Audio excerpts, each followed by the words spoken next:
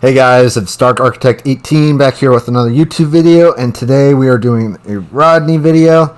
So this is the build that I'm running. So it is John Jellicoe, Takeo Takagi. Actually, during this match, I didn't have a fully upgraded level 11 commander, but what I run currently is Paulo Di Ravel on him, on my John Jellicoe, at least for now, since I don't have a lot of commander options at the moment, since this is a newer account, if you guys didn't know. But yeah, this is gonna be a good game of the Rodney, and yeah, we're gonna jump straight into it. So you got Quake, got Girthy, and myself in the battle, and we're gonna run it. So Rodney, I guess, is a really good ship overall. One of the unique things about the ship is it's got torpedoes. So yeah, it's pretty good. So it's got 7 kilometers, 67 knot. They do 29,367 damage. It's 2x1, 622 millimeter torpedoes. So 1 torpedo per side. So starboard and port, so left and right for the ship. So that's one of the unique things with the Rodney. There is also sonar, which I forget what the sonar is. I think it's like 4.3, 4.4, something like that, kilometer sonar. So it's decent. Definitely useful for a battleship if you're dealing with torpedoes from, the enemy and such. So it's a very nice thing at the tier and for battleships. Some other really good stats with this ship is it's obviously got the Nelson guns. It's a Nelson class battleship from the British. It's got 16-inch guns, so my build goes 17.6 kilometer range, 23.8 second reload time, 45 second 180 degree turn time for the turrets, 5350 max HE shell damage, 34% fire chance, 12,000 max AP shell damage, and a 25.2 knot max speed with an 11.6 second rudder, which the rudder is definitely above average for battleships at the tier. I think most battleships at this tier are between 12 and 18 seconds, maybe 16 seconds for their rudder. So this is definitely above average in that category. The modifications I'm using for this build are aiming systems mod 1, steering gears mod 2, concealment system mod 1, and main battery mod 3. So we're doing more accuracy, steering, concealment, and more main guns for getting the reload down, as we want to make our shots count and we want to make sure they're accurate, and we're getting as many shells out of our main guns as possible. So that's the biggest thing with the Rodney, with my build. So we started towards the B cap initially, and we're making our way towards the A cap. We got a Bismarck pushing. My other 2 div mates moved towards the B cap. Maybe towards, actually, the C cap, I think, now that I remember. So they're going to go support that side. I'm going to support the A side.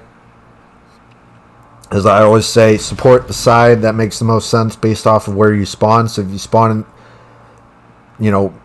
towards the middle of the map, you have a little bit more say as to where you can go, A or C, but support the side that really needs it the most, and that's the best way you're going to get the most out of your team, and your team's going to benefit greatly if you help them out wherever they need the help. So we're going to slow down here a little bit. We got the Bismarck coming up, and another ship up here. So I'm going to take a shot here with the AP. AP is pretty accurate. I mean, the guns are good. You see that angle for the torpedoes towards the bow of the ship, so the front of the ship, is pretty good. It's got a pretty widespread angle. The games that I've played with the Rodney so far, I felt the torps, the 2 torps that I have, are pretty solid. it definitely can harass somebody, or really kind of I guess, how do I say it, that most people don't expect a British battleship to have torpedoes, so in this one to have it is pretty nice. And yeah, it's pretty good. Accuracy for the guns is pretty I'd say a little bit above average. I think Wargaming was saying for this ship that this ship has more Russian dispersion, I believe. So at a certain kilometer range away from the enemy. And I believe this has pretty good, dispersion overall. There is still that kind of horizontal and slightly vertical dispersion. I would say mostly horizontal in that case from that last shot. From the shots that I've typically fired from the ship and what I've seen from it overall from, I don't know, probably about 12 to 15 battles that I've played in this before I've gotten a good game that I think is deemed worthy for YouTube. So, yeah, it's a good ship. I really enjoy it. It's got some good armor. I think it can bounce up to, 15-inch shells for sure. I think on the side plating or the belt armor, you can go up to maybe 16-inch. It might be 27 millimeter. That can bounce to 16-inch, 20, or maybe that's 15 for sure. No, that's 15. Excuse me. 25 millimeter is where it's, you can bounce 14-inch shells. If it's 27, you can bounce 15-inch shells. And if it's 30 millimeters of armor, you can bounce 16-inch guns off of your armor. So those are just some common ones to kind of think of at the tier. You do have mostly 15-inch or 16-inch guns on these battleships at this tier. So like the Rodney, the Nelson, North Carolina, Nagato, those types of ships have those 16-inch guns. Ones that have 15 are, I guess, seems like most of them are, I guess that would be the Italians. I don't know why I was blanking on that. I was thinking French for a second at the tier, but then I was like, no, French don't have 15-inch guns at tier 6. I mean, the Lyon, the Tech Tree ship from that line has 13-inch, 13 and a half. So they're not 15, but they can still do a lot for what they are, even though they're a lower caliber. So, doing a good job so far this game. We are taking out the enemy as they kind of come up to us. So, it's pretty close, neck and neck in terms of score. It's about 50 points difference. They have the 2 caps.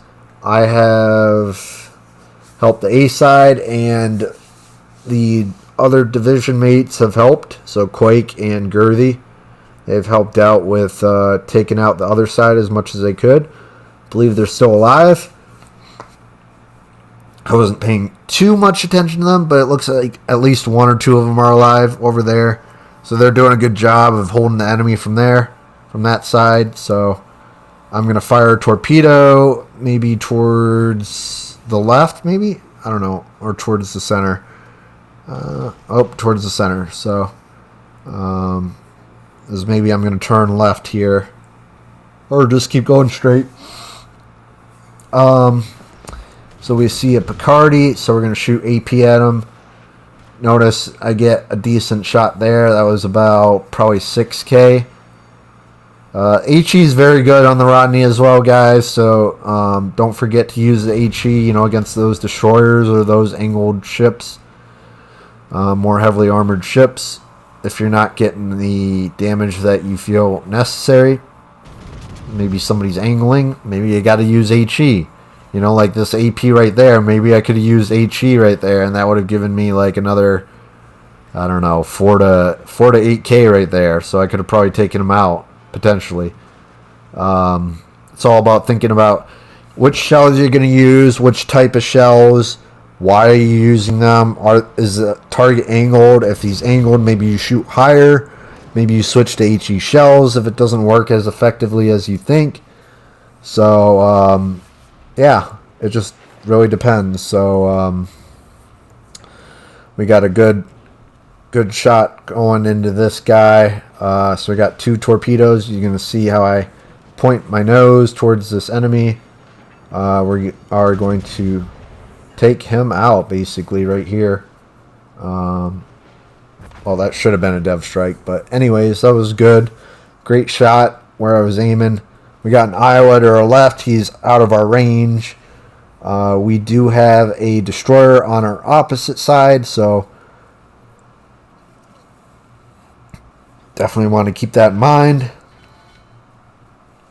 I'm going to try to get a shot on the Iowa. Maybe he comes in closer. Maybe he doesn't. But this is a really good game overall from, the Rodney. And I was pretty pleased with it. Always can be better. But I always try to, see where I'm at with the ship and what makes the most sense for the ship based off the video. Because I want to make sure, it's unique and it shows something that's particular for the ship for each specific one. Otherwise, it's kind of like, well, all of them are the same, Dark. I mean, there's no difference into how they're played or how it's shown. I mean, I try to specifically show that, though. Because every ship, isn't the same. Doesn't have the same health pool. Doesn't have the same, everything. So, anyways, this is Dark Architect 18. Hope you guys enjoyed the video. We do have a Prussian video coming up. I am putting that up shortly after this one tonight, so keep an eye out on that. So 142,000, 2856 XP, 455,000 silver, and yeah, great game in the Rodney. So make sure to hit that like button, consider subscribing and becoming a member for the channel. And yeah, this is Dark Architect 18. I'm out. We'll see you in the next YouTube video. Thanks. Peace. Bye.